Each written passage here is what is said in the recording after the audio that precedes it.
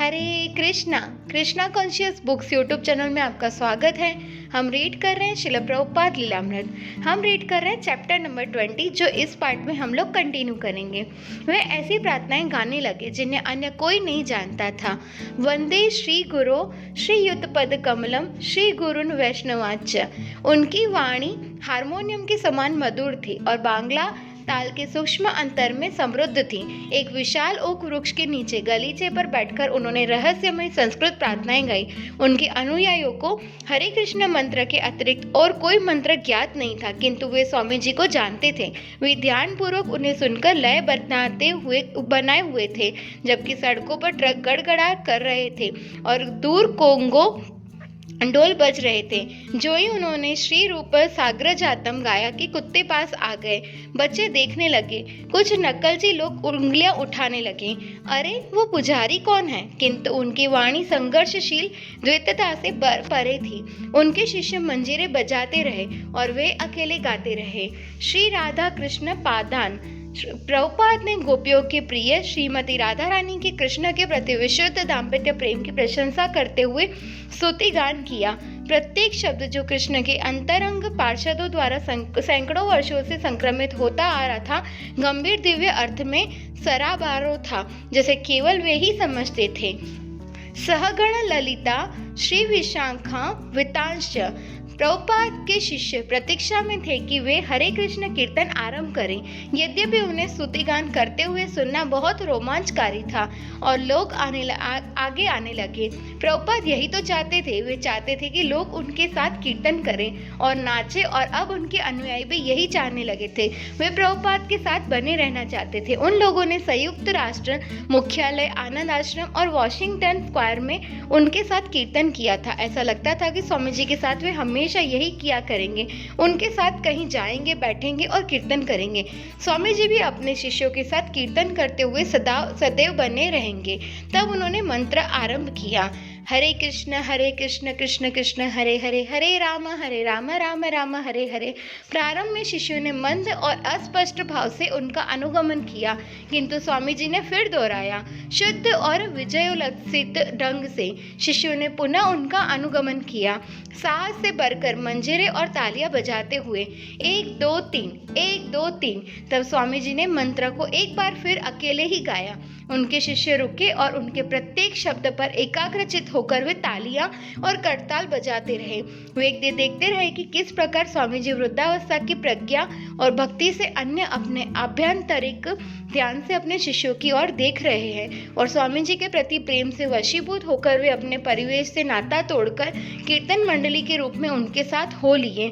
स्वामी जी बाएं हाथ से उस छोटे मृदंग का पट्टा पकड़े उसे अपने शरीर से सटाए दाएं हाथ से उसे बजाते हुए गुड़ ताल निकाल रहे थे। हरे कृष्णा कृष्णा कृष्णा हरे हरे, हरे राम राम राम हरे हरे।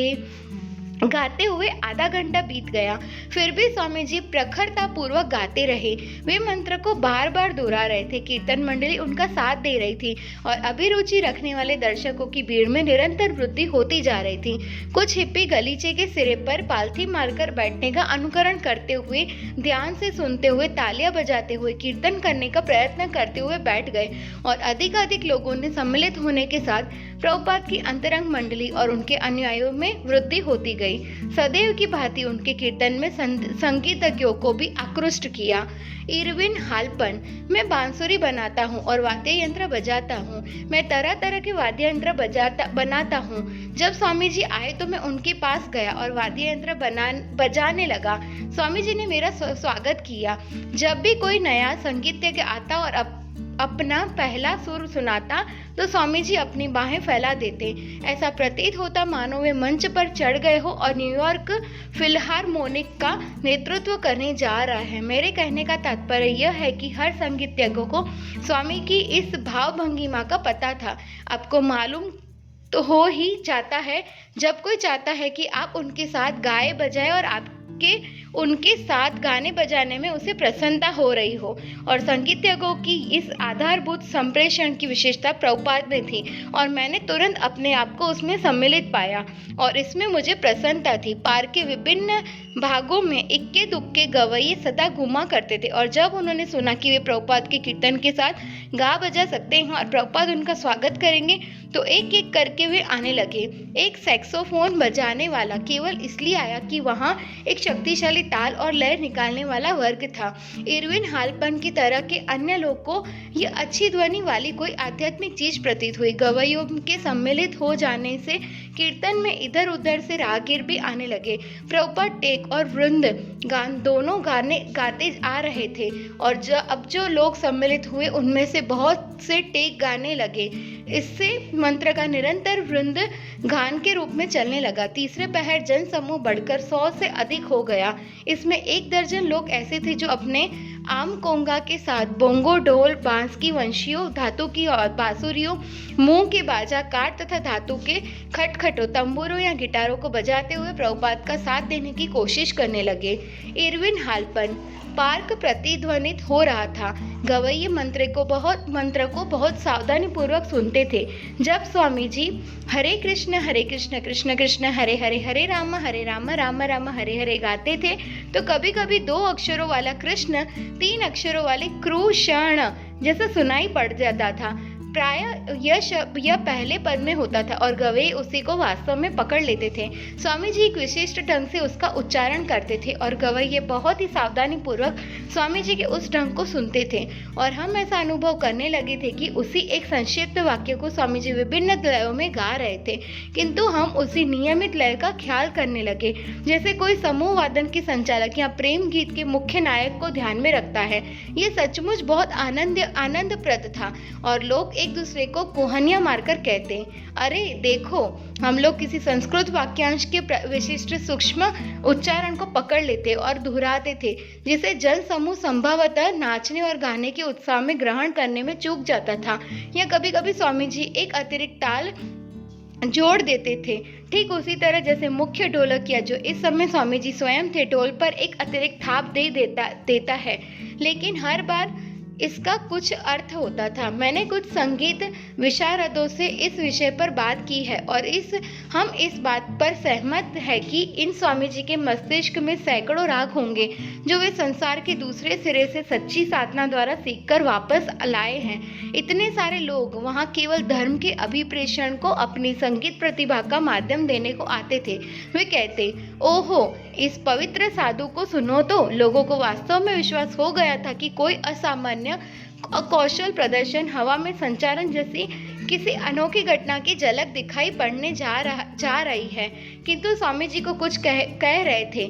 जब उनकी सरलता लोगों की समझ में आ गई तो वास्तव में वे सही रास्ते पर आ गए, चाहे वे जीवन पर्यंत उनका अनुगमन करने की प्रतिबद्धता स्वीकार करने को प्रेरित हो या केवल उनकी सराहना करने और किंचित मात्रा में उन्हें सम्मान देने की प्रेरणा अनुभव करते हो। और यह भी मनोरंजक था कि लोग किस तरह कीर्तन को अपने अपने ढंग से ले रहे थे। कुछ लोग सोचते थे कि यह केवल प्रस्तावना थी, कुछ लोगों का विचार था कि यही मुख्य वस्तु थी, कुछ लोगों को संगीत पसंद था तो कुछ लोग उसकी काव्यात्मक ध्वनि पसंद करते थे। तब एलन गिन्सबर्ग और पीटर ऑर्लोविस्की अपने कुछ मित्रों के साथ वहां आए। एलन ने दृश्य का सर्वेक्षण किया और कीर्तनियों के मध्य एक सीट पा ली। काली दाढ़ी रखे हुए, ऐनक लगाए हुए, बाल के काले गच्छों से घिरे गंजे सिर वाले कवि शेखर एलन के कीर्तन में सम्मिलित होने से कीर्तन की स्थानीय प्रतिष्ठा में बहुत वृद्धि हो गई। प्रभुपाद ने अपना परमानंद पूर्ण कीर्तन जारी रखते और ढोल बजाते हुए एलन के आगमन को स्वीकार किया और वे मुस्कुरा दिए। न्यूयॉर्क टाइम्स का एक संवाददाता वहां आ धमका और उसने एलन को भेंट वार्ता के लिए अनुरोध करने लगा, किंतु एलन ने अस्वीकार कर दिया। जब कोई पूजा कर रहा हो तो उसमें विघ्न नहीं डालना चाहिए, टाइम्स को प्रतीक्षा करनी होगी। एलन उन दिनों टाम्किंस स्क्वायर पार्क आध्यात्मिक संघर्ष का अड्डा बन गया था, इसलिए वॉशिंगटन स्क्वायर पार्क का यह दृश्य सचमुच महान था। तमाम तरह की बातों, मादक द्रव्यों और सिद्धांतों के बीच अकस्मात ऐसा अवसर प्रकट हुआ था कि कुछ लोग अपने शरीर और संगीत के द्वारा बौद्धिक जड़ता को तोड़कर पूर्ण भक्ति व्यक्त कर सकते थे। ये सचमुच महान था। काले लोग और पोर्टोरिको निवासी भी अपने ढोलों के साथ वहां पहुंच गए थे और कोंगा नृत्य कर रहे थे, किंतु यहाँ एक भिन्न ही प्रकार का जन समूह था जिसमें कुछ के सिर घुटे हुए थे, जो बड़ा ही मनोरंजक था। यहाँ का कीर्तन आवृत्तिमय था, लेकिन वह महान था। उसमें सम्मिलित होना आसान भी था। यहाँ का दृश्य बिल्कुल उन्मुक्त था। कीर्तन में किसी के लिए अलग विशेष स्थान नहीं था, इसलिए केवल निरर्थक ढोल पीटने के स्थान पर यहाँ सामान्य रूप में मुस्कानों, अनुमोदन और प्रोत्साहन का वातावरण बन गया था, जिसे पार्क में एक प्रकार के वास्तविक सांप्रदायिक मिलन का आरंभ कहा जा सकता था, जो आपसी विचार विनिमय की दृढ़ आधारशिला बन सकता था। प्रभुपाद प्रभावोत्पाद लग रहे थे। उच्च स्वर में गाने के प्रयत्न में उनकी बाहों पर बल पड़ गया था और उनकी मुद्रा से शक्ति टपक रही थी। उनकी कनपट्टी की शिराएं उमड़ आई थी और सबों को हरे कृष्ण सुनाने हेतु गाते रहने से उसका जबड़ा आगे निकल रहा था। यद्यपि उनकी मुद्रा मनोहारी थी, किंतु उनका गायन बड़ा ही गंभीर और कभी कभी तेज लगता था, और जैसे वे एकाग्रता में डूबे हों। ये किसी अन्य का योगाश्रम अथवा मौन शांति जागरण नहीं था, वरन प्रभुपाद की अपनी विशुद्ध कीर्तन की तन्मयता थी। यह नई लहर थी, एक ऐसी वस्तु जिसमें हर कोई सम्मिलित हो सकता था, समाज जिसे स्वीकार करना प्रतीत होता था। यह इतना लोकप्रिय हो गया कि आइसक्रीम बेचने वाला वहां अपनी बिक्री के लिए आ पहुंचा। प्रभुपाद के अतिरिक्त सुनहरे बालों वाले 5-6 वर्ष के बच्चों का एक समूह उनके निकट बैठने लगा। एक तरुण पोलैंड वासी बालक खड़ा टकटकी लगाकर देख रहा था। किसी ने अपनी धातु की धूपदानी में दहकते कोयले पर धूप बत्ती जलाना आरंभ कर दिया और उसकी मधुर सुगंध का धुआं वंशी वादक और ढोलक की ओर तथा कीर्तनों के बीच लहराने लगा। स्वामी जी ने अपने शिष्यों को संकेत दिया और वे उठकर खड़े हो गए और नाचने लगे। लंबा दुबला सदृश्य उसके पीछे के जेबे स्टे हाई फाई एवर के ईर्षा जहोरों से ठसाठस भरी थी और उसके हाथ ऊपर किए नृत्य करने लगा। उनकी बगल में बंद गले की क्याले स्वेटर में गर्दन के चारों ओर बड़े मानकों की जपमाला वाला, लंबे कुंचित बिखरे हुए घुंघराले बालों वाला अच्युतानंद नाचने लगा। तब ब्रह्मानंद खड़ा हुआ वह और अच्युतानंद आमने सामने खड़े हो गए। कीर्तन में चैतन्य महाप्रभु की तरह बाएं फैलाए हुए। भीड़ में से फोटोग्राफर आगे बढ़े। लड़के अपना भार बाएं पैर से दाएं पैर पर बदलते हुए अनेक देवदूतों की मुद्रा बनाए हुए और गले में बड़े बड़े लाल मणकों की जपमाला पहने नृत्य करने लगे। वे स्वामी जी की नृत्य गति का अनुकरण कर रहे थे। ब्रह्मानंद, मैं खड़ा हुआ तो मैंने सोचा कि मुझे तब तक खड़े रहना पड़ेगा जब तक स्वामी जी ढोल बजाते रहेंगे। मुझे लगा कि उनके ढोल बजाते रहने के बीच यदि मैं बैठ गया तो यह अपराध होगा, अतः मैं 1 घंटे तक नृत्य करता रहा। प्रभुपाद ने विशेष भारतीय ढंग से अपना सिर हिलाकर स्वीकृति का संकेत दिया और तब उन्होंने अपनी बाहें उठाते हुए और लोगों को नृत्य के लिए आमंत्रित किया। उनके शिष्यों में से अन्य भी नाचने लगे और कुछ हिप्पी भी खड़े होकर प्रयत्न करने लगे। प्रभुपाद संकीर्तन में हर एक को नाचते और गाते देखना चाहते थे। नृत्य और कुछ नहीं, शरीर को मंद गति से झुलाना और गलीचे पर खुले पैरों को आगे पीछे करना था। नृत्यकर्ता की बाहें ऊपर उठी होती थी और उनकी अंगुलियां शरतकालीन वृक्षों की शाखाओं के ऊपर आकाश की ओर फैली रहती थी। एकत्रित जन समूह में मंत्र गायन करने वाले यत्र तत्र अपनी ही भावनाभूति में डूबे थे। एक लड़की जब मंत्र का कीर्तन कर रही थी तब उसके नेत्र बंद थे, उंगलियां मंजीरे बजा रही थी और वह जैसे स्वप्नील दशा में सिर हिला रही थी। एक झुर्रियों से भरे चेहरे वाली पोलैंड की महिला सिर पर बड़ा रुमाल बांधे हुए लड़की की ओर अविश्वासपूर्ण नेत्रों से देख रही थी। हाथ में रुमाल लिए कुछ वृद्ध महिलाएं छोटे छोटे समूह में यहाँ वहाँ खड़ी थी। उनके कुछ धूप के चश्मे पहने थी। वे उत्साहपूर्वक बातें कर रही थी और कीर्तन के रोचक दृश्यों की ओर इशारा कर रही थी। केवल कीर्तनानंद धोती पहने था और प्रभुपाद का युवा संस्करण लग रहा था। शरतकालीन तीसरे पहर की स्निग्ध धूप इस टोली पर पड़ रही थी, जिससे लंबी शीतल छायाओं के बीच टोली सुनहरे रंग में उभर रही थी। हारमोनियम से निरंतर एक सी ध्वनि निकल रही थी और सैनिक जैकेट पहने एक लड़का काट के रिकॉर्डर पर स्वर निकाल रहा था। फिर भी यंत्रों की सारी ध्वनियां मिलकर एक हो रही थी और स्वामी जी की वाणी इसके ऊपर बाहर उठ रही थी। ऐसा घंटों चलता रहा। प्रभुपाद अपने सिर और कंधों को सीधा किए रहे, यद्यपि मंत्र की प्रत्येक पंक्ति के अंत में वे कभी कभी अपने कंधे उचका देते और तब अगली पंक्ति आरंभ करते। उनके शिष्य उसी गलीचे पर उनके पास बैठे हुए उनका साथ देते रहे। उनके नेत्रों में धार्मिक उल्लास झलक रहा था। अंत में स्वामी जी रुक गए। वे तुरंत खड़े हो गए और उनकी शिष्य मंडली समझ गई कि वे बोलने जा रहे हैं। 4 बजे थे और पार्क में अभी भी शरतकालीन सूर्य चमक रहा था।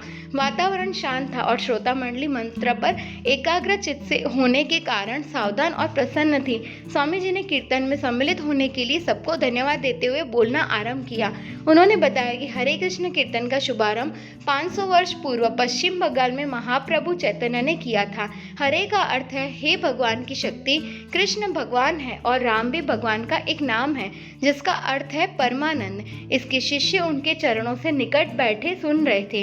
राम राय अपने हाथों से सूर्य की आड़ लिए हुए कनखियों से स्वामी जी को देख रहा था। कीर्तनानंद का सिर एक ओर झुका था, मानो कोई पक्षी पृथ्वी की ओर ध्यान लगाए सुन रहा हो। स्वामी जी मजबूत ओक वृक्ष से लगकर सीधे खड़े हो गए। वे वक्ता की उपयुक्त मुद्रा में अपने हाथ ढीले और तौर पर जोड़े हुए थे और उनका केसरिया परिधान उन्हें भव्यतापूर्वक आच्छादित किए था। उनके पीछे का वृक्ष भली भांति खड़ा था और उनके मोटे तने पर सूर्य के प्रकाश से पत्तियों की रंग बिरंगी छाएं पड़ रही थी। उनके पीछे वृक्षों के कुंज के बीच से सीमेंट ब्रिगेड गिरजे की मीनार दिख रही थी। उनके दाएं हाथ एक नाटी मोटी अधेड़ अवस्था की स्त्री थी जिसकी वेशभूषा और केश शैली ऐसी थी जिसका चलन संयुक्त राज्य अमेरिका से पिछले 25 वर्ष पूर्व उठ गया था। उनके बाएं एक दिलेर दिखाई देने वाली हिप्पी लड़की चुस्त डेनिम पहने खड़ी थी और उसकी बगल में काला स्वेटर पहने एक काला युवक था जिसके हाथ अपनी छाती पर जड़े हुए थे। उसके बाद अपने शिशु को पकड़े हुए कोई पिता था। उसके बाद दाढ़ी रखे बालों के बीच से मांग निकाले एक तरुण बाजारी साधु था। उसके बगल में एक छोटे बालों वाले 2 मध्यम वर्गीय साधारण पुरुष थे जिसके साथ तरुण संगिनियां थी। भीड़ में बहुत से लोग यद्यपि निकट ही खड़े थे किंतु वे चंचल चित्त हो गए थे और इधर उधर देख रहे थे। प्रभुपाद ने समझाया कि भूमिका 3 तरह की है, इंद्रिय, मानसिक और बौद्धिक, और इसके ऊपर होती है आध्यात्मिक भूमिका। हरे कृष्ण का जप आध्यात्मिक भूमिका में संपन्न होता है और हमारी नित्य आनंदमय चेतना को एकाग्र करने के लिए ये सर्वश्रेष्ठ विधि है। उन्होंने हर व्यक्ति को 26 सेकेंड एवेन्यू में होने वाली सभाओं में सम्मिलित होने के लिए आमंत्रित किया और अपना संक्षिप्त भाषण समाप्त किया। आपको बहुत बहुत धन्यवाद। कृपया मेरे साथ कीर्तन कीजिए। फिर वे बैठ गए, अपना मृदंग लिया और वे पुनः कीर्तन करने लगे। यदि 71 वर्षीय वृद्ध पुरुष के लिए मृदंग पर निरंतर थाप देना और उच्च स्वर में बोलना आपदाजनक था तो प्रभुपाद कृष्ण के लिए यह आपदा उठाने को तैयार थे। हरे कृष्ण इतना मांगलिक था कि वे रुक नहीं सकते थे। वे वृंदावन से बहुत दूर आए थे, कृष्ण विहीन योग समाज में जीवित रह सके थे और सारी शीत ऋतु गुमनामी में झेली थी। अमेरिका सैकड़ों वर्षों से कृष्ण का कीर्तन किए बिना रहता आया था। यद्यपि थोरो और इमर्सन ने गीता और पुराणों के अंग्रेजी अनुवादों का अनुशीलन किया था किंतु उनकी सराहनाओं के माध्यम से हरे कृष्ण का आगमन नहीं हुआ था। नई 1893 ईस्वी सन में शिकागो में संपन्न विश्व धर्म सम्मेलन में हिंदुत्व पर दिए गए स्वामी विवेकानंद के सुप्रसिद्ध भाषण से कोई कीर्तन निकल पाया था। अतः प्रभुपाद ने अब जो कृष्ण भक्ति का प्रवर्तन किया उसका प्रवाह समुद्र की ओर प्रभावित होने वाली गंगा की धारा की तरह रुक नहीं सका। उन्होंने अपने अंतःकरण से पतितों के उद्धार की भगवान चैतन्य की असीम इच्छा का अनुभव किया। उन्हें पता था कि यह भगवान चैतन्य महाप्रभु और उनके अपने गुरु महाराज की इच्छा थी। यद्यपि वे यह भी जानते थे कि भारतवर्ष के जातिवादी ब्राह्मण इन मादक द्रव्य सेवी मांसाहारी अस्पृश्य अमेरिका वासियों और उनकी बालिकाओं मित्र से उनके साचार्य का अनुमोदन नहीं करेंगे, किंतु स्वामी जी कहते थे कि शास्त्रों से सर्वथा अनुकूल कार्य कर रहे हैं। भागवत में स्पष्ट उल्लेख है कि कृष्ण भक्ति समस्त जातियों को प्रदान की जाए। प्रत्येक व्यक्ति चेतन आत्मा है और उसका जन्म चाहे जहाँ भी हो उन्हें पवित्र नाम के जप द्वारा सर्वोच्च आध्यात्मिक भूमिका में लाया जा सकता है। वे चाहे जितने भी पाप कर्म करते रहे हों, वे कृष्ण चेतना के सर्वथा योग्य पात्र हैं। टाम्प की स्क्वायर पार्क कृष्ण की योजना थी। यह भी पृथ्वी का एक अंग था और वे लोग मानव जाति के सदस्य थे और हरे कृष्ण का जप इस युग के लिए धर्म था। संध्या समय जब स्वामी जी दुकानों और जन संकुल आवासों से गुजरते हुए घर लौट रहे थे तो उनके कार्य में रुचि रखने वाले 1 दर्जन से अधिक नए लोग पार्क से ही उनके साथ हो गए थे। मार्ग में स्वामी जी को कई व्यंग्योक्तियों और शोरगुल का सामना फिर करना पड़ा, किंतु जो लोग पार्क से उनका अनुगमन करते रहे थे वे अब भी हर्षातिरेक की ऐसी दशा में थे कि वे सड़क के इन थोड़े से तानों और व्यंग्यात्योक्तियों को सहज सहज ही कर रहे थे। विशेषकर प्रभुपाद अशुद्ध बने रहे, उनका सिर ऊंचा किए हुए बिना कुछ बोले अपने विचारों में गहरे डूबे हुए वे चल रहे थे। फिर भी उनकी दृष्टि चारों ओर के लोगों और स्थानों पर थी और मार्ग में दिखने वाले लोगों के साथ उनका दृष्टि विनिमय चलता रहा। इस तरह 7th स्ट्रीट, चर्चों, शवगृहों, फर्स्ट एवेन्यू, शोरगुल से भरे भारी यातायात वाले 2nd एवेन्यू, मदिरा के भंडारों, सिक्का लॉन्ड्रियों, मिष्टान गृहों, इंग्लिश या Alianza, Cristiana, Misionera, Kohinoor, InterContinental, restaurant, palace, Church of the Nativity को क्रमशः पार करते हुए प्रभुपाद अंत में 26 2nd एवेन्यू पहुंचे। उन्होंने देखा कि स्टोर फ्रंट के बाहर फुटपाथ पर पार्क से आए बहुत से लोग खड़े थे। वे युवक थे जो उनके आगमन की प्रतीक्षा कर रहे थे कि वे आए और मैचलेस गिफ्ट का द्वार खोले। वे नृत्य और कीर्तन का वयोवृद्ध स्वामी जी और उनके शिष्यों के विषय में, जिन्होंने पार्क में ऐसे सुंदर दृश्य की सृष्टि की थी और अधिक जानना चाहते थे। स्टोर फ्रंट उनसे भर गया था। बाहर फुटपाथ पर भीरू और अप्रतिबद्ध लोग खिड़की और दरवाजे से इधर उधर मंडरा रहे थे। प्रभुपाद धूम्रपान करते हुए वे प्रतीक्षा में खड़े थे या दीवार पर टंगी तस्वीरों को देखने के लिए अंदर की ओर झांक रहे थे। स्वामी जी अपने कमरे में प्रविष्ट हुए और सीधे अपने मंच पर जाकर उस समय उनके समक्ष मंदिर में जब तक आई सबसे बड़ी इकट्ठी भीड़ के सामने बैठ गए। उन्होंने कृष्ण भावनामृत के विषय में उन्हें आगे बताया। शब्द उनके मुख से इतने सहज ढंग से निकल रहे थे जैसे कोई सांस लेते समय होता है। पार्क में लोग जो कुछ अनुभव कर रहे थे उनके समर्थ में संस्कृत के प्रमाण उद्धृत करते जा रहे थे। उन्होंने कहा कि जिस प्रकार लोगों ने आज कीर्तन किया उसी प्रकार उन्हें नृत्य करना चाहिए। लंबे बालों वाली एक लड़की ने, जो स्वामी जी के मंच से पास ही बैठी थी, अपना हाथ उठाया और भाव विभोर की सी दशा में पूछा, जब मैं मंत्र का जप करती हूँ तो मैं अपने माथे पर शक्ति के केंद्रीयकरण का अनुभव करती हूँ और तब भनभनाहट सुनाई देती है और रक्तांब प्रकाश दिखाई देता है। स्वामी जी बोले, जब करती हो ये सब साफ हो जाएगा। अच्छा, जब से क्या उत्पन्न होता है? जब अब वह अपनी भाव विभोरता की दशा से बाहर आती प्रतीत हो रही थी। प्रभुपाद ने उत्तर दिया, जब से जब उत्पन्न होता है, ठीक ऐसे जैसे जब तुम अपने प्रेमी का नाम लेकर पुकारती हो और यदि कोई ऐसा करता है जिसे तुम बहुत अधिक प्यार करती हो तो तुम उसका बार बार नाम दोहराना चाहती हो और यह प्रेम के कारण होता है। एक व्यक्ति अपना हाथ उठाए बिना बोल उठा, किंतु क्या यह ध्वनि द्वारा उत्पन्न किया गया एक प्रकार का सम्मोहन नहीं है? मान लीजिए कोई व्यक्ति कोका कोला कहकर बार बार उसका जप करता है तो क्या वह वैसी ही बात नहीं होगी? नहीं, प्रभुपाद बोले, आप कोई शब्द लीजिए, 10 बार उसकी पुनरावृत्ति कीजिए और आप उससे उब हो जाएंगे। लेकिन आप 24 घंटे जप करते रहे और आपको थकान नहीं होगी। ओह, आप नई शक्ति का अनुभव करेंगे। ये प्रश्न आज अधिक प्रासंगिक लग रहे थे। अभ्यागतों में से सभी पार्क में कीर्तन करते रहे थे और अब वे अपने अनुभव का दार्शनिक दृष्टि से परीक्षण कर रहे थे। स्वामी जी के अनुयायियों ने इसे अपनी विजय मानी और अतिथियों के प्रति अतिथि और मार्गदर्शन रूप में उन्हें अपनी जिम्मेदारी का कुछ बोध हुआ। स्वामी जी ने कीर्तनानंद से अतिथियों के लिए कुछ प्रसाद तैयार करने को कहा और शीघ्र ही कीर्तनानंद हर अतिथि के लिए कागज की छोटी छोटी प्यालियों में परोसकर मीठा चावल ले आए। कीर्तन की प्रक्रिया मन को शुद्ध करने के लिए है। प्रभुपाद ने कहा, हमारे मन में अपने विषय में, संसार के विषय में, ईश्वर के विषय में और इन सबसे परस्पर संबंध के विषय में बहुत सी भ्रांतियां हैं। हम लोगों में अनेक प्रकार की दुराशाएं है। कीर्तन मन को शुद्ध करने में सहायता करेगा। तब आपकी समझ में आ जाएगा कि यह कीर्तन कृष्ण से भिन्न नहीं है। एक लड़का जो लंबे बालों वाली लड़की के साथ आया था असंबद्ध रूप में बोलने लगा, हाँ नहीं, मैं प्रभुपाद, हाँ, प्रारंभ में हमें कीर्तन करना होगा, हम चाहे जैसी भी स्थिति में हो, इसमें अंतर नहीं पड़ता। यदि आप कीर्तन आरंभ करते हैं तो पहला लाभ होगा चेतो दर्पण मार्जनम, मन समस्त गंदी चीजों से शुद्ध हो जाएगा और दूसरी अवस्था यह आएगी कि भौतिक जगत के सारे दुख और क्लेश मिट जाएंगे।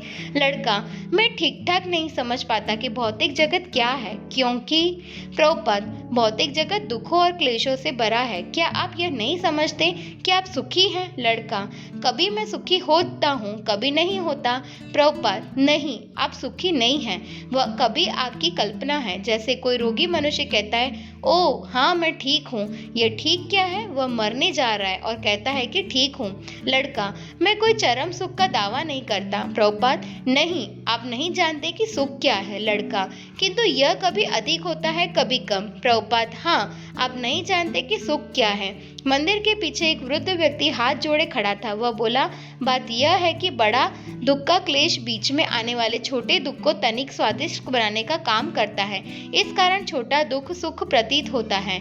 प्रभुपाद, नहीं, बात यह है कि क्लेश कई प्रकार के हैं। यह हम कभी समझते हैं, केवल अपने अज्ञान के कारण हम उनकी चिंता नहीं करते। ठीक उस व्यक्ति की तरह जो लंबे समय से रोगी है, वह भूल गया कि वास्तविक सुख क्या है। इसी तरह क्लेश तो वहाँ है ही। उदाहरण के लिए, और स्वामी जी ने बालिका मित्र वाले युवक की ओर इशारा किया।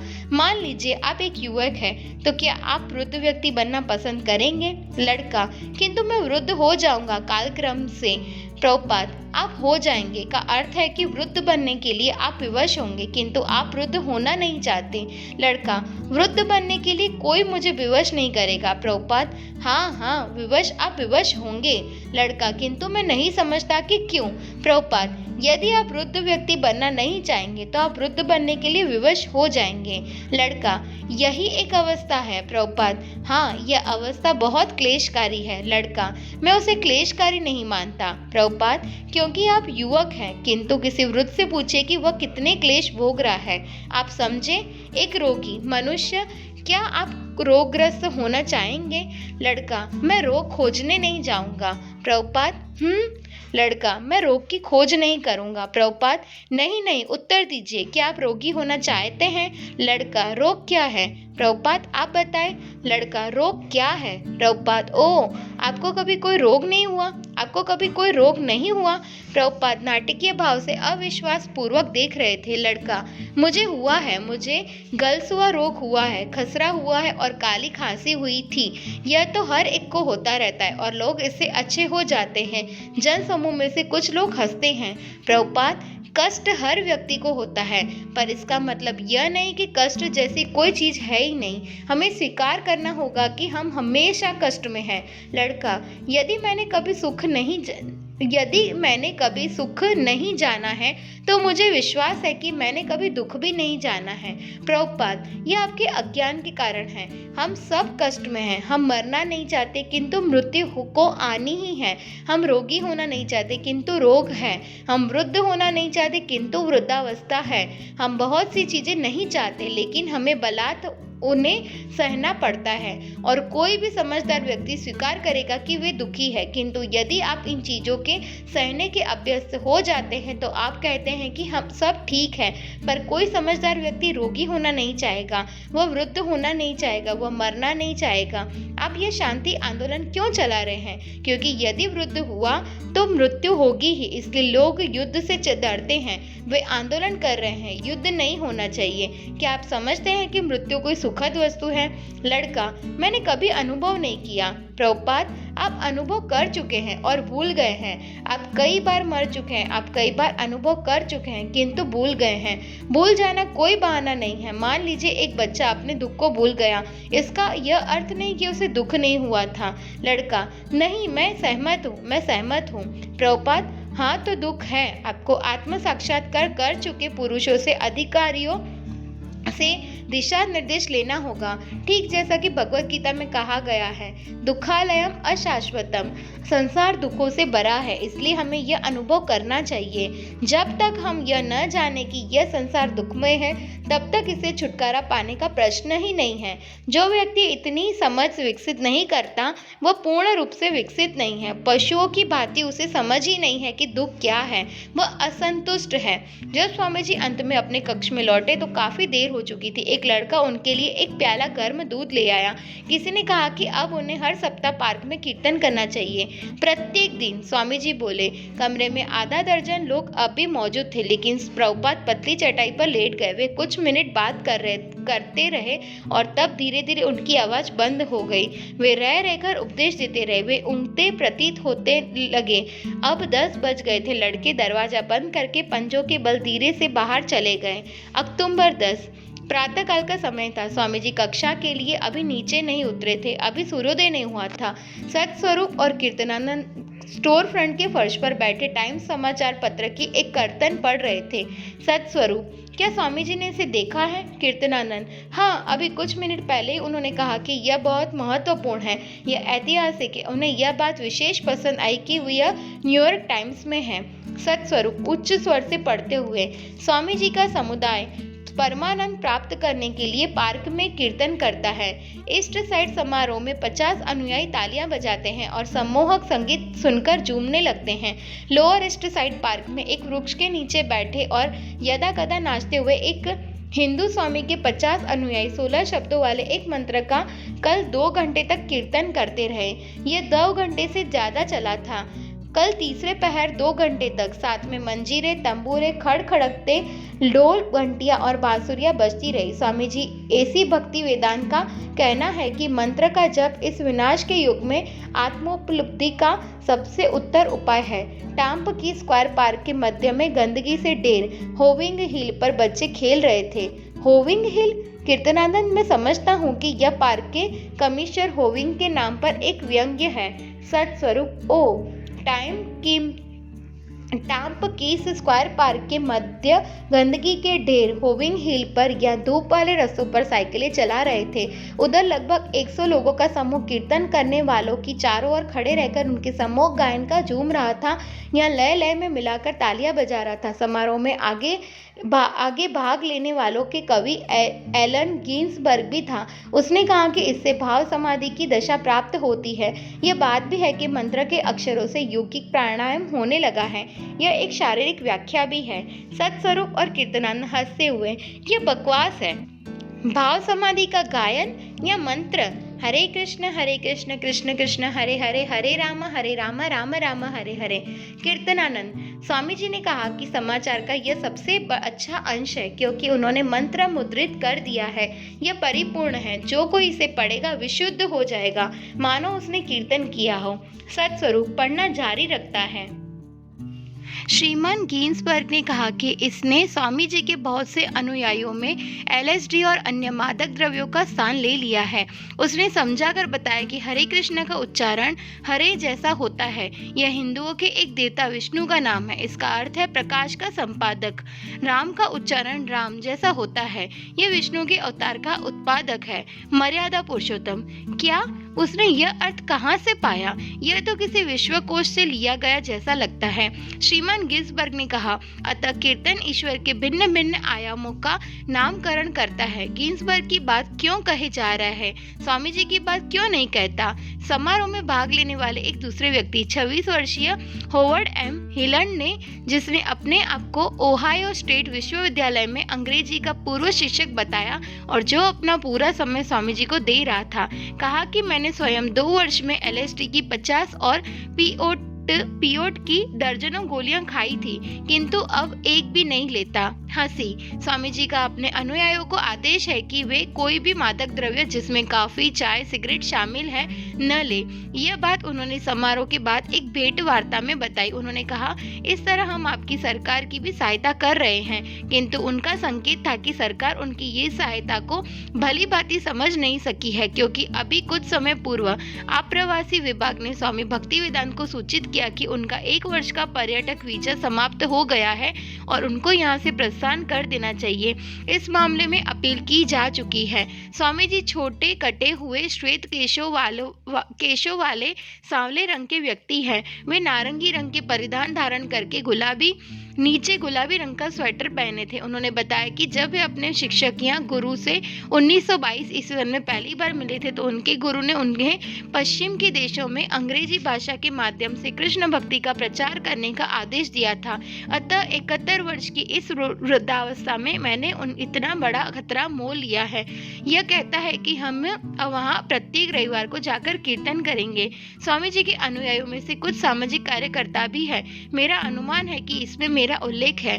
कीर्तनानंद, मैं समझता हूँ इस लेख से अब और बहुत से नए लोग आने लगेंगे। स्वामी जी कक्षा लेने के लिए नीचे आए। उस दिन सवेरे बहुत ठंडक थी और वे आड़ू के रंग की बंद गले की जर्सी पहने थे जो उनके शिष्यों ने उनके लिए आर्चर्ड स्ट्रीट की एक दुकान से खरीदी थी। शिष्यगण भी उसी तरह की जर्सी पहनने लगे थे। इस तरह से वह सबकी वर्दी हो रही थी। स्वामी जी ने टाइम्स में छपे लेख का उल्लेख नहीं किया। वे संस्कृत की स्तुतियां गाने लगे। वंदे श्री गुरु, मैं अपने गुरु के प्रति अपनी श्रद्धा अर्पित करता हूँ। तब उन्होंने हरे कृष्ण का गायन आरंभ किया और लड़के उसमें सम्मिलित हो गए। प्रभुपाद ने उन्हें सावधान किया, कोमल स्वर में गाओ। उन्होंने इतना कहा कि छत की दरारों से पानी गिरना आरंभ हो गया। ऊपर की मंजिली में रहने वाला व्यक्ति प्रभात कालीन कीर्तनों को पसंद नहीं करता था और यह दिखाने के लिए कि यह जल वर्षा आकस्मिक नहीं थी, वह जोर जोर से पैर पटकने लगा। प्रभुपाद ने ऊपर देखा और बोले, ये क्या है? वे शुद्ध थे, लेकिन उनकी वाणी में विनोद का भी स्पर्श था। लड़कों ने चारों ओर देखा। जल कई स्थानों पर गिर रहा था। स्वामी जी बोले, कुछ बर्तन लाओ। एक लड़का प्रभुपाद के रसोई घर से कुछ बर्तन लेने सीढ़ियों से ऊपर की ओर दौड़ा। शीघ्र ही 3 स्थानों पर टपकता जल 3 पात्रों में इकट्ठा होने लगा। उमापति ने पूछा, वह ऐसा कैसे कर रहा है? क्या वह फर्श पर जल उड़ेल रहा है? प्रभुपाद ने ब्रह्मानंद से कहा कि वह ऊपर जाकर उस व्यक्ति से बात करे और उसे बताए कि कीर्तन शांतिपूर्ण होगा। तब उन्होंने लोगों से पानी इकट्ठा होने वाले पात्रों के अंतरालों में बैठ जाने और कीर्तन चालू रखने को कहा। वे बोले, कोमल स्वर में कीर्तन करो, कोमल स्वर में। उस सायंकाल मंदिर अभ्यागतों से भर गया था। प्रभुपाद ने कहा, यह परमेश्वर की महती कृपा है कि वे आप सबके साथ साहचर्य चाहते हैं, अतः आपको उनका स्वागत करना चाहिए। सदैव हरे कृष्ण कीर्तन करते रहिए। हाँ, यह भाषा संस्कृत है और आप में से कुछ लोग अर्थ नहीं जानते, फिर भी वह इतनी आकर्षक है कि जब हम पार्क में हरे कृष्ण कीर्तन कर रहे थे तो वृद्ध महिलाएं, भद्र पुरुष, लड़के लड़कियां सब उसमें सम्मिलित हो गए थे। लेकिन कुछ शिकायतें भी हैं। जैसे हमें प्रतिदिन सूचना मिल रही है कि हमारे संकीर्तन आंदोलन से यहाँ के कुछ निवासियों को बाधा हो रही है। रविंद्र स्वरूप 2nd एवेन्यू होता हुआ स्वामी जी की सवेरे की कक्षा के लिए जा रहा था। तभी जेम्स पा कैंडी एंड न्यूज स्टोर से उसका एक परिचित बाहर निकला और बोला, अरे तुम्हारे स्वामी जी समाचार पत्रों में आ गए हैं, क्या तुमने देखा? रविंद्र स्वरूप ने उत्तर दिया, हाँ, न्यूयॉर्क टाइम्स में। उनका मित्र बोला, नहीं, आज। और उसने ईस्ट विलेज अदर का सबसे ताजा संस्करण दिखाया। उसका पहला पृष्ठ स्वामी जी के 2 रंगे चित्र से भरा था। उन्होंने हाथ जोड़े हुए और वे गरिमा पूर्वक अपनी कमर पर रखे थे। वे टाइप कीन्स स्क्वायर पार्क में एक विशाल वृक्ष के सामने पीले परिधान में खड़े थे। वे अपनी चारों ओर इकट्ठी हुई एक छोटी श्रोता मंडली को संबोधित कर रहे थे। उनके शिष्य उनके चरणों के पास बैठे थे।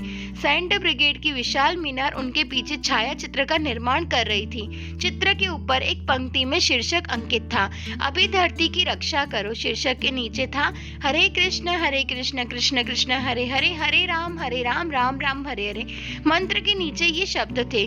बीच का पन्ना देखिए, पूरे मुख पृष्ठ पर इतना ही था। रविंद्र स्वरूप ने समाचार पत्र ले लिया और बीच का पन्ना खोला। वहां उसने एक लंबा लेख स्वामी जी के बड़े चित्र के साथ देखा। स्वामी जी का बायां हाथ उनके सिर पर था और वे असाधारण आकस्मिक क्षण में प्रसन्नता विभोर मुद्रा में मुस्कुरा रहे थे। रविंद्र स्वरूप ने मित्र के ने समाचार पत्र उसे दे दिया और रविंद्र स्वरूप उसे लेकर शीघ्रता से स्वामी जी के पास पहुंचा। जब वह स्टोर फ्रंट पहुंचा तो उसके साथ कई अन्य लड़के मिलकर स्वामी जी को समाचार पत्र दिखाने लगे। समाचार पत्र देते हुए रविंद्र स्वरूप बोला, ये देखिए, ये यहाँ का सबसे बड़ा समाचार पत्र है, यहाँ इसे हर एक पढ़ता है। प्रभुपाद ने नेत्र विस्फारित हो उठे।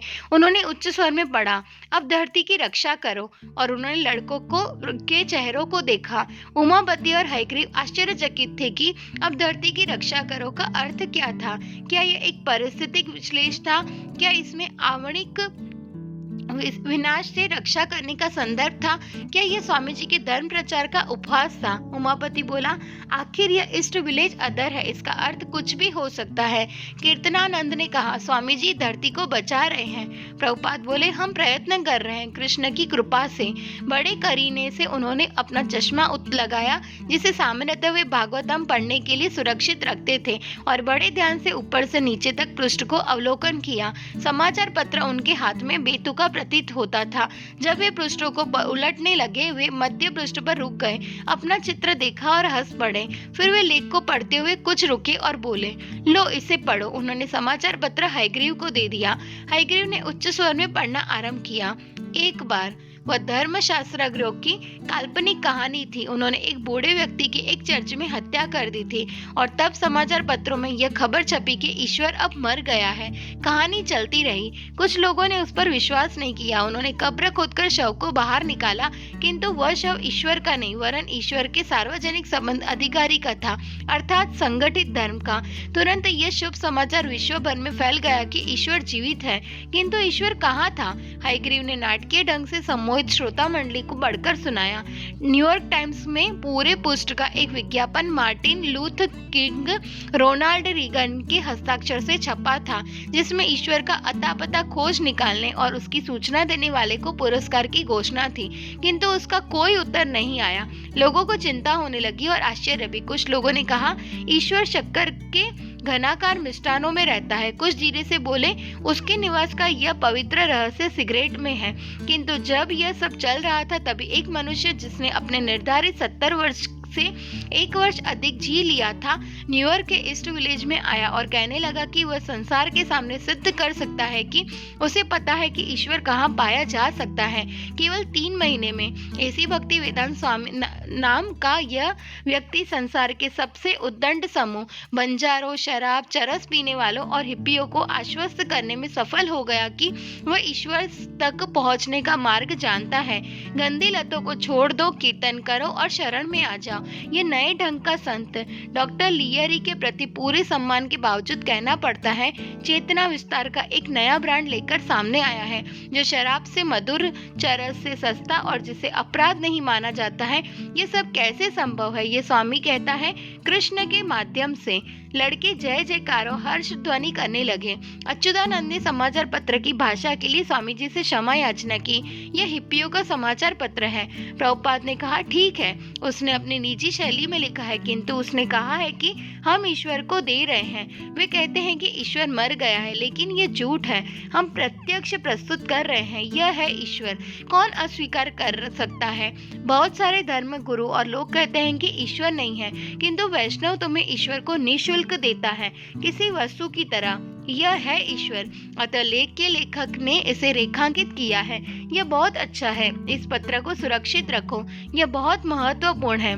लेख लंबा था। इसमें कहा गया कि छिद्रान्वेषी न्यूयॉर्क के निवासी के लिए जीवंत दृश्यमान साकार प्रमाण 26 सेकंड एवेन्यू में प्रति सोम, बुध और शुक्रवार को 7 से 9 बजे के बीच मिल सकता है। लेख में प्रभुपाद के व्याख्यान से उद्गत करते हुए संध्या के कीर्तनों का वर्णन किया गया था। लयबद्ध सम्मोहक 16 शब्दों का यह कीर्तन, हरे कृष्ण कृष्ण कृष्ण हरे हरे, हरे राम राम राम हरे हरे, करताल ध्वनि, मंजीरों और घंटियों के बाजे के साथ घंटों गाया गया था। लेख में स्वामी जी के शिष्यों का साक्ष्य भी सम्मिलित किया गया था। जब मैं सड़क पर जा रहा था तो जैसा कि स्वामी जी ने कहा था, मैंने मंत्र का जप आरंभ किया, हरे कृष्ण कृष्ण कृष्ण हरे हरे, हरे राम राम राम हरे हरे। मैंने इस मंत्र का जप बार बार किया और अकस्मात हर वस्तु बहुत सुंदर दिखाई देने लगी। बच्चे, वृद्ध, पुरुष, महिलाएं, यहाँ तक कि लताएं भी सुंदर दिखाई देने लगी। वृक्षों और फूलों का तो कहना ही क्या। ऐसा लगने लगा मानो मैंने LSD की दर्जनों गोलियां खा ली हो। किंतु मैं जानता था कि दोनों में बड़ा अंतर था। इसमें कभी नीचे जाना नहीं था। मैं इसे हमेशा कर सकता हूँ, कभी नहीं, कभी भी, कहीं भी, और सदैव यह हमारे साथ है। लेख में बिना किसी व्यंग के स्वामी जी के काफी, चाय, मांस, अंडे और सिगरेट का सेवन मना करने वाले आदेश की चर्चा की गई थी। मारिजुआना, LSD, शराब, अवैध यौनाचार का तो कुछ कहना ही नहीं। लेखक ने स्पष्ट रूप से स्वामी जी की प्रशंसा की थी। स्फूर्तिपूर्ण वृद्ध पुरुष साकार भक्ति दर्शन के एक प्रमुख व्याख्याता, जो मानता है कि ईश्वर व्यक्ति है किंतु उनका विग्रह आध्यात्मिक है। लेख का अंत इस संकेत के साथ हुआ कि टाम्प के स्क्वायर पार्क में इस तरह की आध्यात्मिक घटनाएं प्रति सप्ताहांत में होगी। वहाँ होविंग हिल की छाया में ईश्वर भाव समाधि जैसे नृत्य और कीर्तन में निवास करता है। अक्टूबर 12, एक लव पेजेंट रैली होने वाली थी जिसका उद्देश्य कैलिफोर्निया के एलएसडी रखने पर प्रतिबंध लगाने वाले नए कानून के उपलक्ष्य में उत्सव मनाना था। रैली के उन्नायकों ने अनुरोध किया कि प्रत्येक व्यक्ति टाम्प के स्क्वायर पार्क में होने वाली इस रैली में खूब सज धज कर आए। यद्यपि स्वामी जी के भक्तों का एलएसडी कानूनों से कुछ लेना देना नहीं था, किंतु उन्होंने हरे कृष्ण कीर्तन के प्रचार के लिए रैली को एक अच्छा अवसर समझा। अतः स्वामी जी के आशीर्वाद के साथ वे करतार और घर का बना तंबूरा लेकर गए। भक्तजन अपनी गहरे रंग की पतलूनों और जीप युक्त हल्की जैकेटों में बहुत सामान्य लग रहे थे। उनके आसपास के लोगों की वेशभूषा बहुत शान शौकत वाली थी। टाई रंजित कमीजें, टाई रंजित पतलूनें, महंगे परिधान, रंगे हुए चेहरे। वहां सर्कस का एक विदूषक भी था। फंक्स रॉक बैंड का तुली फुकरबर्ग अमेरिका का राष्ट्रीय ध्वज लिए था, जिस पर तारों को लव की वर्तनी के रूप में व्यवस्थित किया गया था। किंतु अभी तक रैली केवल एक व्यर्थ का आयोजन लग रही थी। नशे में धुत कुछ अजीब युवकों का समुदाय उस बड़े वृक्ष के निकट चक्कर काट रहा था, जहां अभी कुछ ही दिन पहले स्वामी जी ने कीर्तन किया था और व्याख्यान दिया था। स्वामी जी के लड़के भीड़ में से अपना रास्ता बनाते हुए एक केंद्रीय स्थान पर पहुंचे और हरे कृष्ण कीर्तन करने लगे। एक भीड़ धक्कम धक्का करती हुई उनके चारों ओर जमा हो गई। हर एक मित्रता के भाव से भरा था। केवल व्यवस्था नहीं थी और किसी का कोई उद्देश्य नहीं लग रहा था। रैली के पीछे धारणा यह थी कि प्रेम का प्रदर्शन हो और एलएसडी के दिखावे का जुलूस निकाला जाए, किंतु ऐसा कुछ हो नहीं रहा था। कोई सुलगती हुई धूप की बाल्टी लिए चारों ओर घूम रहा था। कुछ हिप्पी पार्क की बेंचों पर बैठ गए थे और रंगीन चश्मों से प्रत्येक वस्तु को देख रहे थे। किंतु कीर्तन आकर्षक था और कीर्तन करने वाले लड़कों के इर्द गिर्द शीघ्र ही एक भीड़ जमा हो गई। कीर्तनानंद, जिसका मुंडा हुआ सिर मुनी हुई टोपी से ढका था, वह लंबे काले फ्रेम का चश्मा पहने और घुंघराले बालों वाला जगन्नाथ की बगल में खड़ा था। मंजीरे बजाता हुआ जगन्नाथ सिंगों वाले उल्लू की तरह लग रहा था। उमापति भी मंजीरे बजा रहा था। वह गंभीर लग रहा था। ब्रह्मानंद इन सबके सामने फर्श पर बैठा था। उसके नेत्र बंद थे। विस्फारित मुंह से वह हरे कृष्ण कीर्तन कर रहा था। उसकी बगल में रैफल बैठा था और अन्य मस्तक दिखाई दे रहे थे। उसकी बगल में वीतराग जैसा कृष्ण मुखमंडल वाला रविंद्र स्वरूप था। पास ही में पुलिस का एक सिपाही खड़ा खड़ा यह सब देख रहा था। हिप्पियों ने कीर्तन को आगे बढ़ आरंभ कर दिया। वे एकत्रित थे, किंतु वहां न कोई केंद्र था, न कोई व्याख्यान और न कोई ध्वनि विस्तारक संगीत। लेकिन तालियां बजाकर वे झूमने लगे और कीर्तन में तल्लीन होने लगे, मानो यही उनका एकमात्र लक्ष्य था। कीर्तन जोर पकड़ता गया और 1 घंटे बाद समूह स्वयं सूर्त नृत्य में प्रवृत्त हो गया, हाथ में हाथ मिलाकर और उच्च स्वर में हरे कृष्णा कृष्ण कृष्ण हरे हरे, हरे राम राम राम हरे हरे गायन करते हुए वे वृक्ष और स्वामी जी के शिष्यों के चारों ओर उछल कूद कर नृत्य करने लगे। हिप्पियों के लिए वास्तव में यह लव पेजेंट रैली थी और जिस प्रेम और शांति की वे खोज में थे वह उन्हें मिल गई थी। वह इसी मंत्र में थी। हरे कृष्ण उनका सूती गान बन गया था। यही उनके एकत्र होने का कारण था और यही लव पेजेंट रैली का प्राण था। वे ठीक ठाक नहीं जानते थे कि मंत्र का अर्थ क्या है, किंतु उसे उन्होंने आत्मा की किसी गंभीर वास्तविकता के रूप में स्वीकार कर लिया था। उनके लिए वह एक आध्यात्मिक स्पंदन बन गया था जिसमें वे रसमय हो रहे थे। यहाँ तक कि विदूषक भी गाने और नाचने लगे थे। केवल पुलिस का आदमी गंभीर बना अलग खड़ा था। यद्यपि उसकी समझ में भी आ चला था कि यह प्रदर्शन कोई शांतिपूर्ण मामला है। नृत्य चलता रहा और आसन्न गोधूली बेला की उसके समापन का कारण बनी। शिष्यगण जो कुछ घटित हुआ था उसे बताने के लिए शीघ्रता पूर्वक स्वामी जी के पास लौटे। वे अपने डेस्क के सामने बैठे श्रीमद् भागवतम का अनुवाद कर रहे थे। यद्यपि वे स्वयं कीर्तन में उपस्थित नहीं थे, उनके शिष्य उनके आदेशानुसार कार्य करते रहे थे। इस तरह अपने कक्ष को छोड़े बिना भी स्वामी जी हरे कृष्ण कीर्तन का प्रचार कर रहे थे। अब वे समाचार पाने की प्रतीक्षा में बैठे थे। शिष्यगण स्वामी जी के कमरे में एकदम तेजी से आया। वे चमकते हुए नेत्रों, गर्वदीप्त मुखों और भग्न स्वरों में शुभ समाचार सुनाने लगा। न केवल उन्होंने कर्तव्य निष्ठा के साथ कीर्तन किया था, वरन सैकड़ों अन्य लोगों ने उनका साथ दिया था और आपस में मिलजुल कर एक बड़े वृत्ताकार के रूप में गाया नाचा था।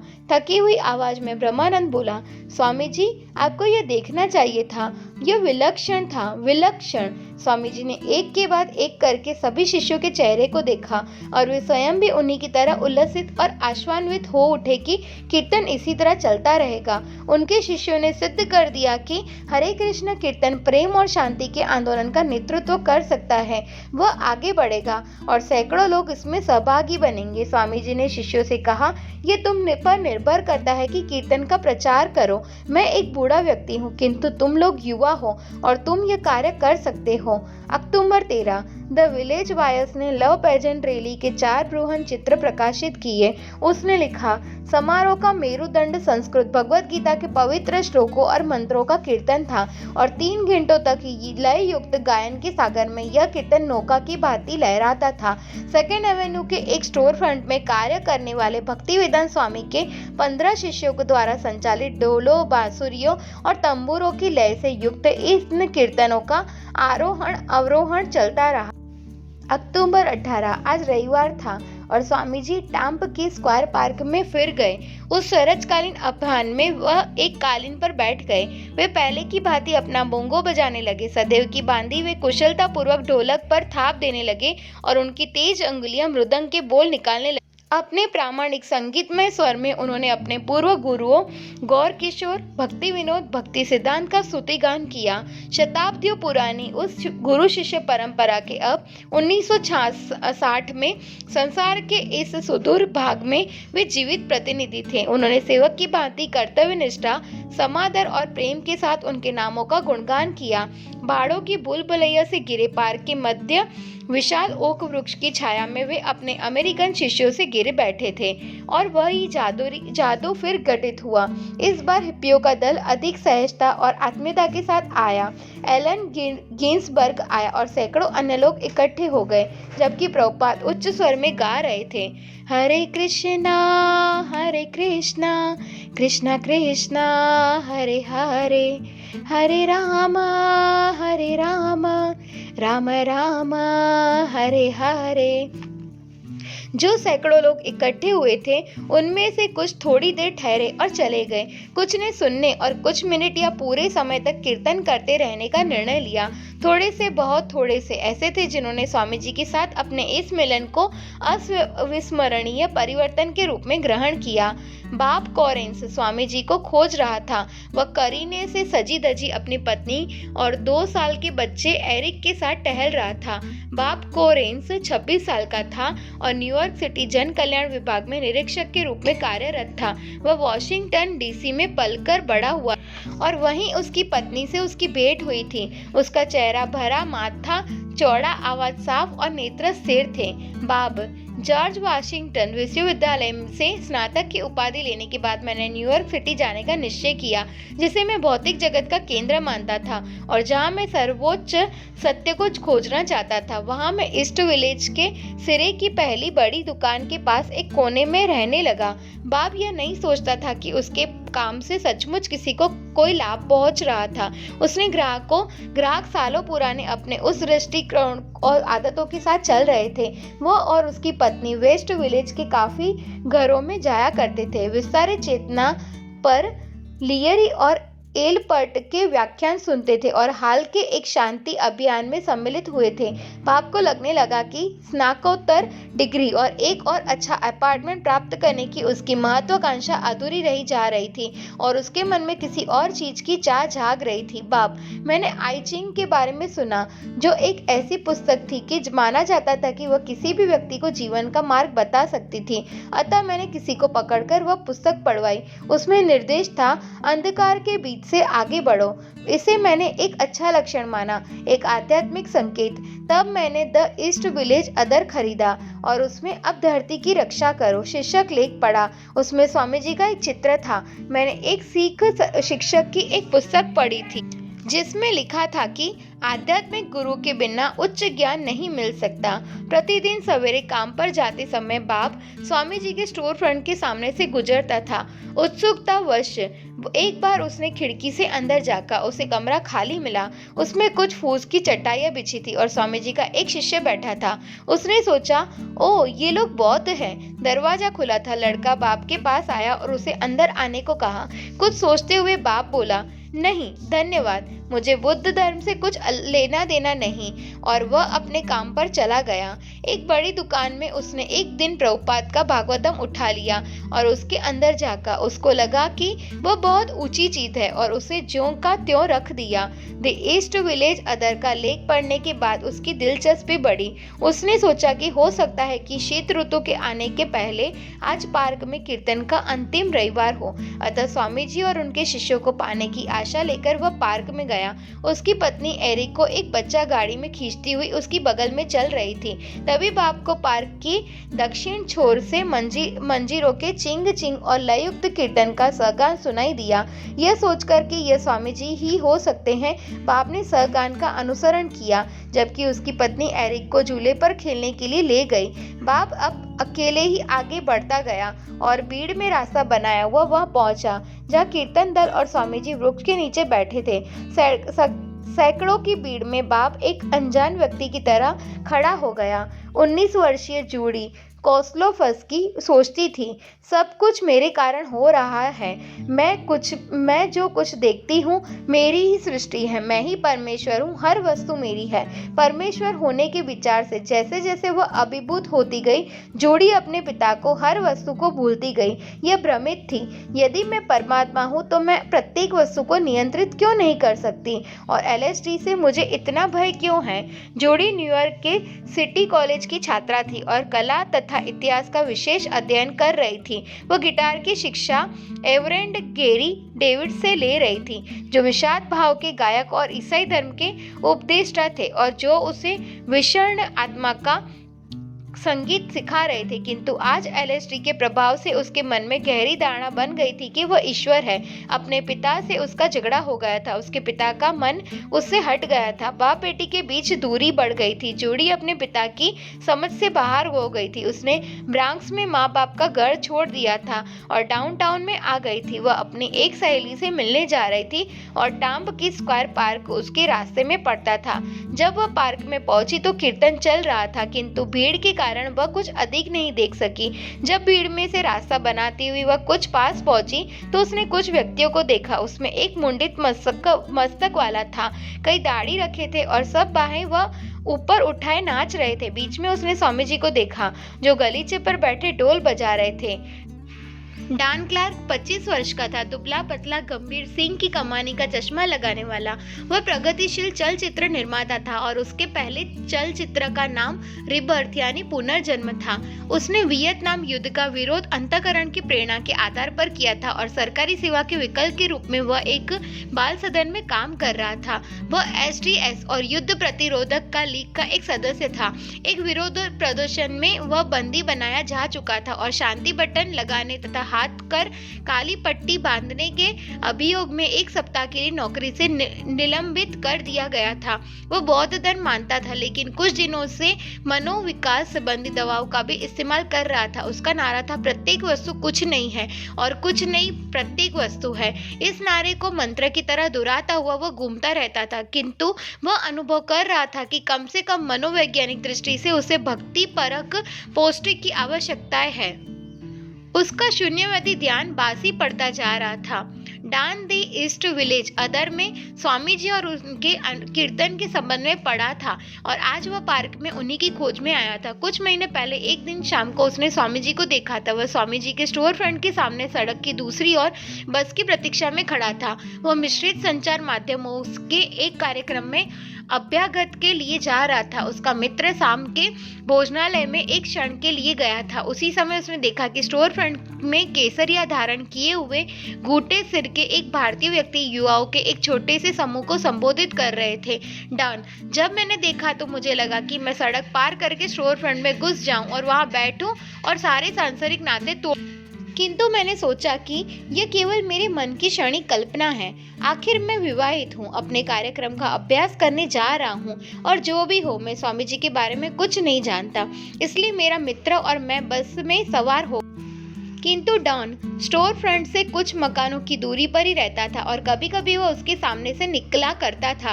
एक बार वह फुटपाथ पर खड़े होकर कई मिनटों तक खिड़की पर चिपकाए गए श्रीमद् भागवतम के मुख पृष्ठ को देखता रहता था। डॉन इस पर ग्रहों से घिरा हुआ एक अंडाकार कमल दिखलाया गया था और उसी क्षण मेरा परिचय आध्यात्मिक एकत्रीकरण की धारणा से हुआ।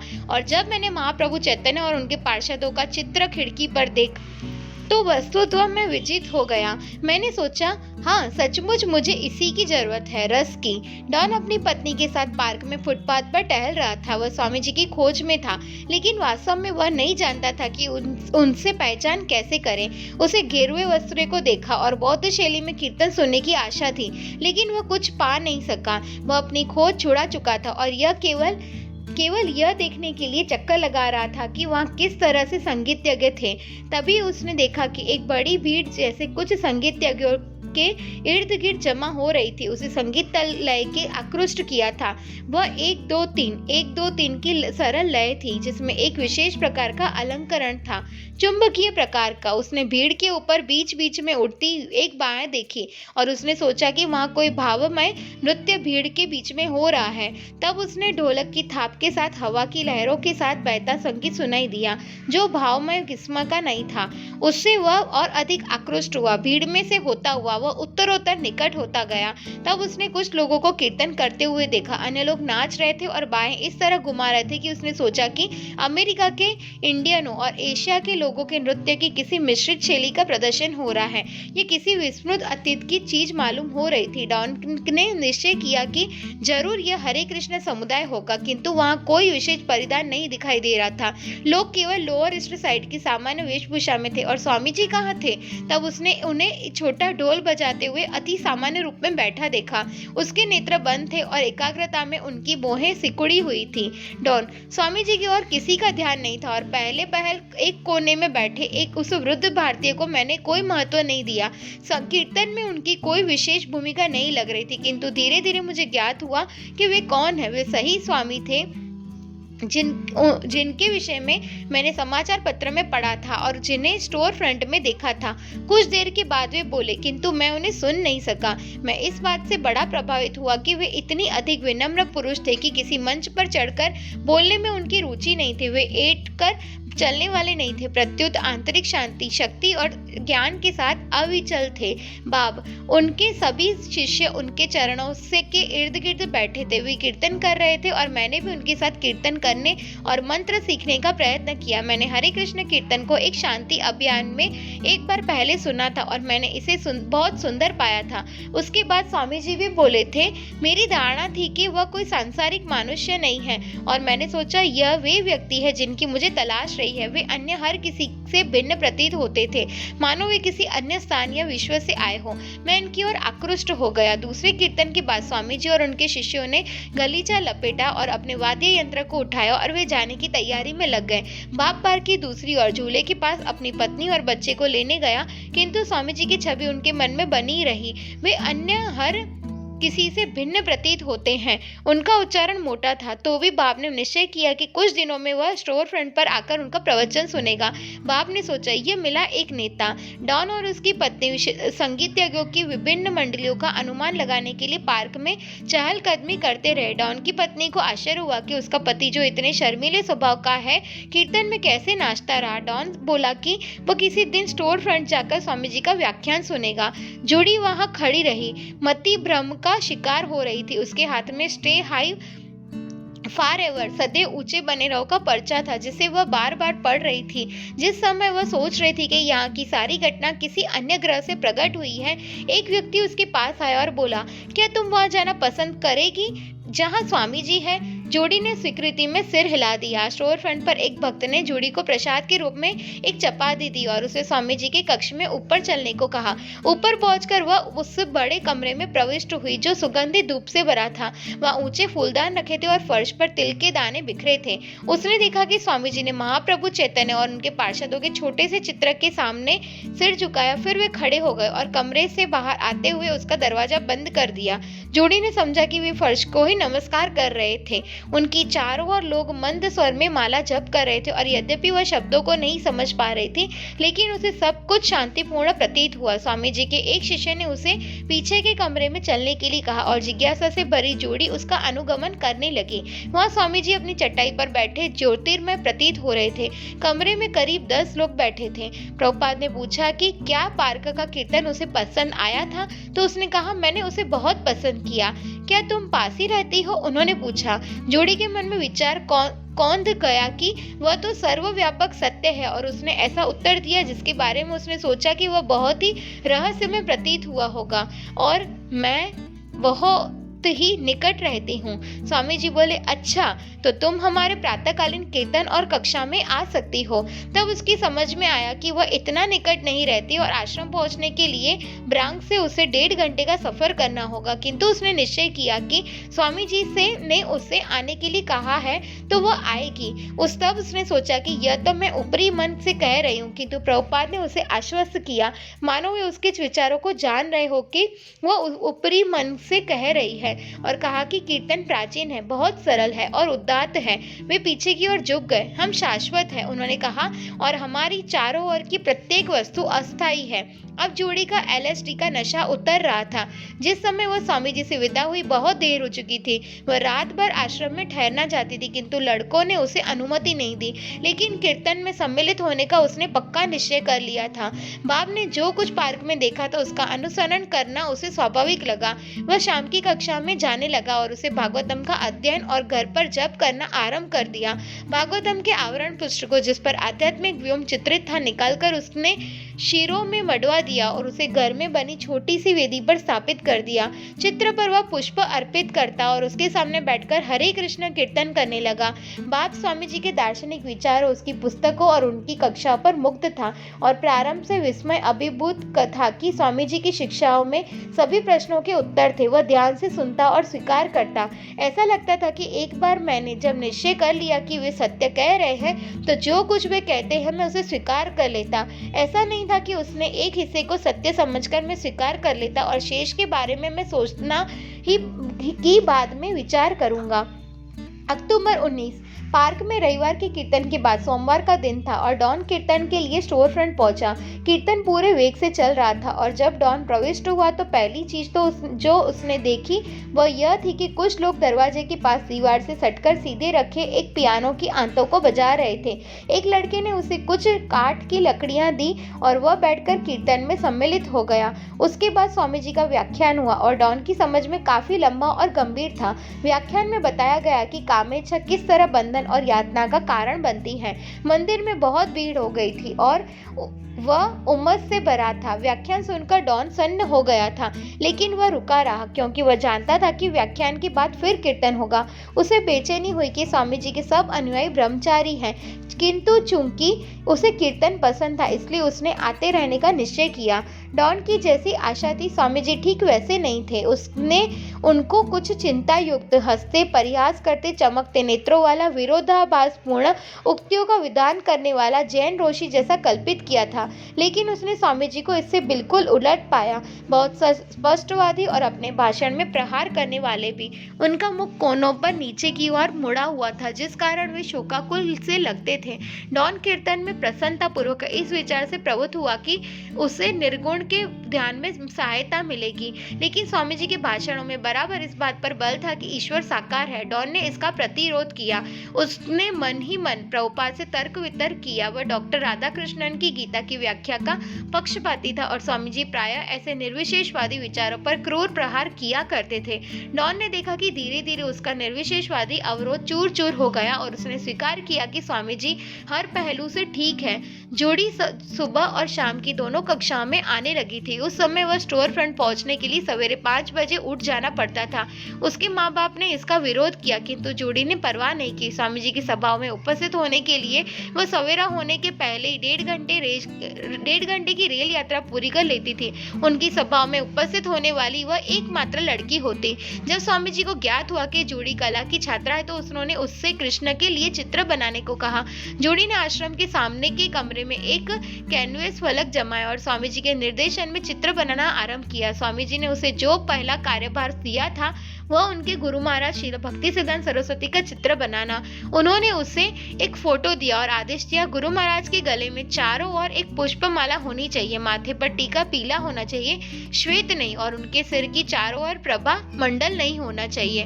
बाप, मैंने घर पर कीर्तन और श्रीमद् भागवतम का अध्ययन करना तथा स्टोर फ्रंट कक्षा में जाना आरंभ कर दिया।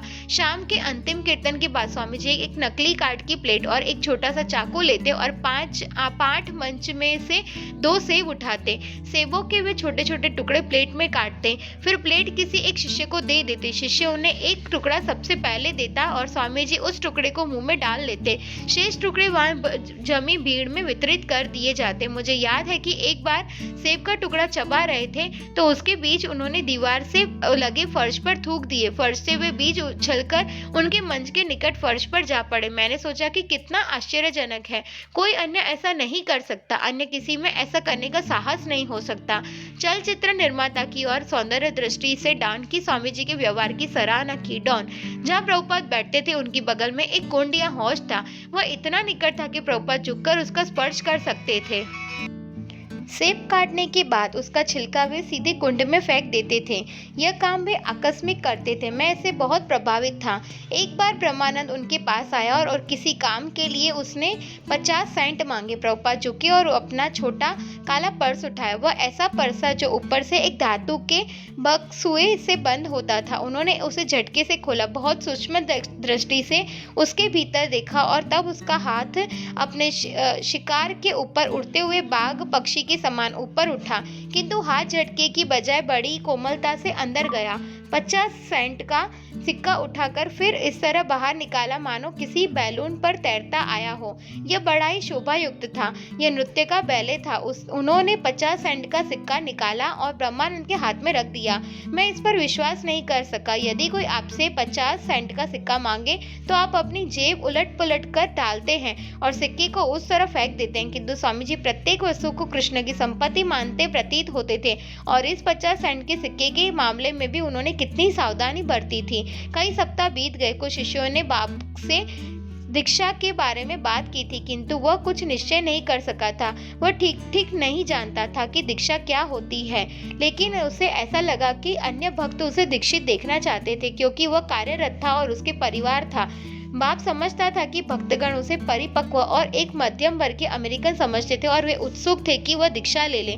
बाप की पत्नी को उसमें कोई रुचि नहीं थी और उसके मित्र तो इसके नितांत विरोध थे। बाप प्रभुपाद या भक्तों के साथ अधिक समय नहीं बिता पाता था क्योंकि या तो उसे कार्यालय में रहना पड़ता था या घर पर अपने परिवार के साथ। बाप, अतएव उन्होंने पूछा कि क्या मैं दीक्षा लेने में रुचि रखता था। मैंने कहा कि मैं इसके बारे में सोचूंगा। मैंने धूम्रपान बंद नहीं किया था। मैंने अंतिम निर्णय नहीं लिया था। स्वामी जी से मेरा पहला व्यक्तिगत विचार विमर्श तब हुआ जब मैंने दीक्षा के लिए कहा। शेष समय में उनके प्रति इतने संभ्रम में था कि उनसे बात करने का भी विचार नहीं आया। मैं सदैव उनसे बात करना चाहता था, लेकिन जब भी मैं उनसे बात करने की सोचता तो मेरे हाथ पैर फूल जाते। मैं हमेशा सोचता मुझे स्वामी जी से बात करनी चाहिए, हो सकता है मैं कुछ कर सकूं, लेकिन मैं हमेशा इसके लिए अपने आप को अनिच्छुक पाता।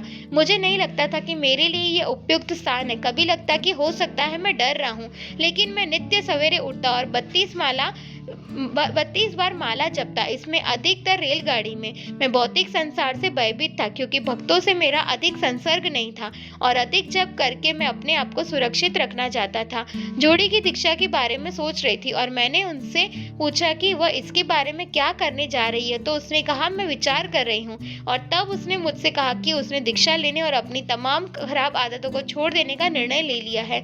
मैं सोचने लगा कि हो सकता है कि मैं भी इन चीजों को छोड़ दूं, इसलिए मैंने पूछा कि मुझे क्या करना चाहिए, स्वामी जी के पास कैसे पहुंचना चाहिए। और कीर्तनानंद ने कहा तुम सीधे उनके कमरे में जाओ। मुझे आश्चर्य हुआ कि यह कितना आसान था। मैंने अपने मन में एक व्याख्यान तैयार कर रखा था। मेरे प्रिय स्वामी जी, क्या आप मुझे अपना शिष्य स्वीकार करेंगे और मुझे कृष्ण भावनामृत सिखाएंगे। मैं बिना किसी पूर्व सूचना के उनके कमरे पर गया और दरवाजा खटखटाया। मैंने उन्हें कहते सुना, अंदर आ जाइए। मैं कमरे में दाखिल हुआ और वे अपनी डेस्क के पीछे बैठे हुए थे। वे अकेले थे। मैंने नमन किया और उन्होंने मुझे देखा और कहा हाँ। तो मैं बोला, स्वामी जी क्या आप मुझे अपना शिष्य बनाएंगे? और मैं यहीं तक पहुंच पाया था। मैं कहने जा रहा था कि और कृष्ण भावनामृत की विचारधारा में शिक्षित करेंगे, किंतु उन्होंने मेरी बात मुझे पूरी नहीं करने दी। वे बोले हाँ हाँ, ये कितना सरल था। मैंने सोचा अब तो और कुछ करने को नहीं है। उन्होंने मुझे स्वीकार कर लिया है, अतः मैंने उन्हें धन्यवाद दिया, नमन किया और वहां से चला गया। अच्युतानंद ने कहा, क्या तुम जानती हो कि यदि तुम दीक्षा प्राप्त नहीं हो तो तुम्हारे लिए यहाँ तक आने की इजाजत नहीं है। जूड़ी घबरा गई। वह ऊपर रसोई घर में कुछ मैले बर्तन रखने गई थी। उसने उत्तर दिया, हाँ ठीक है, मैंने इसी विषय में स्वामी जी से बात करना चाहती हूँ। और वह प्रभुपाद के कमरे में घुस गई जहाँ वे कुछ अन्य लोगों से बात कर रहे थे। उसने पूछा, स्वामी जी क्या दीक्षा देने की कृपया करेंगे? और स्वामी जी बोले, क्या तुम चारों नियम जानती हो? हाँ। क्या तुम उनका पालन कर सकती हो? हाँ। तो तुम 2 सप्ताह में दीक्षित हो सकती हो। डॉन भी दीक्षा के बारे में सोच रहा था, लेकिन अभी तक वह प्रतीक्षा करना चाहता था। वह 16 माला का जप कर रहा था और सभी कक्षाओं में जाता था। यद्यपि उसकी पत्नी अनिच्छुक थी, अधिकारियों के साथ उसे हमेशा कठिनाई रही थी, किंतु उसे लगने लगा कि स्वामी जी ने उस पर विजय पा रहा है और उनकी निर्विशेषवादी बाधा धीरे धीरे मिटाते जा रहे हैं। 2 सप्ताह बाद प्रभुपाद ने दूसरा दीक्षा समारोह आयोजित किया। बाब रूपानुग बन गया, जूड़ी जदुरानी हो गई और डॉन को अभी कुछ और अधिक समय की जरूरत थी। हरे कृष्णा। तो चैप्टर नंबर 20 यहीं समाप्त होता है। नेक्स्ट पार्ट से हम नया चैप्टर स्टार्ट करेंगे, चैप्टर नंबर 21। वांछा कल्पतरुभ्यश्च कृपा सिंधुभ्य एव च पतितानां पावनेभ्यो वैष्णवेभ्यो नमो नमः। श्रील प्रभुपाद की जय।